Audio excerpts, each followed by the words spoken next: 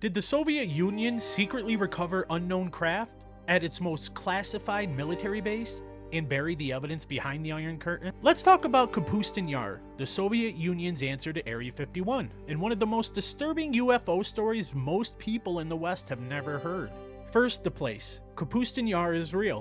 It's a highly restricted military testing range in southern Russia, used since the late 1940s for ballistic missile tests, rocket launches, experimental weapons, and nuclear-capable systems. This was Soviet deep black territory. If something strange happened here, it would never reach the newspapers. Now the claims. Beginning in the late 1940s and 1950s, Soviet radar operators and pilots reportedly began tracking unknown aerial objects over Kapustin Yar. Fast, silent, unidentified. Some were reportedly shot down. Others were said to have crashed inside or near the range.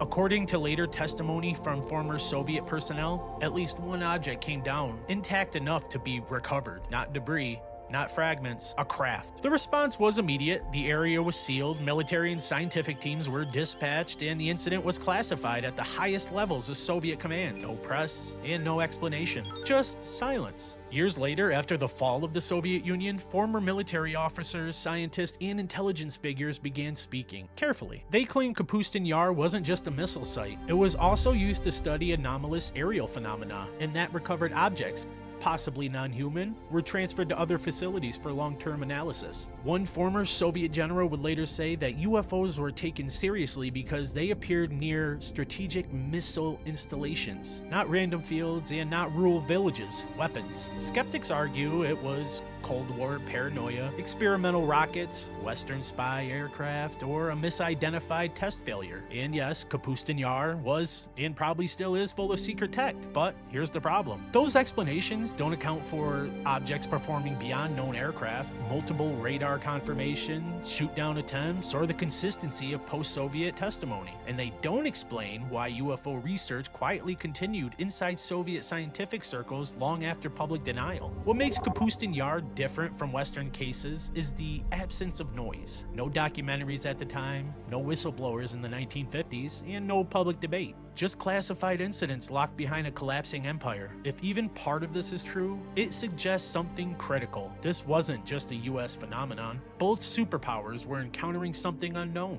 and both chose secrecy over explanation. So maybe Kapustin Yar was nothing more than a Cold War misunderstanding, or maybe it was something far more revealing. Proof that whatever was in the skies didn't care about ideology, borders, or politics. It went where the power was. And when it did, both sides of the Cold War quietly decided the same thing. Some truths were too destabilizing to ever let the public see. And if that's the case, then the real story of Kapustin Yar isn't about Russia. It's about how long the world's most powerful nations have been keeping the same secret together.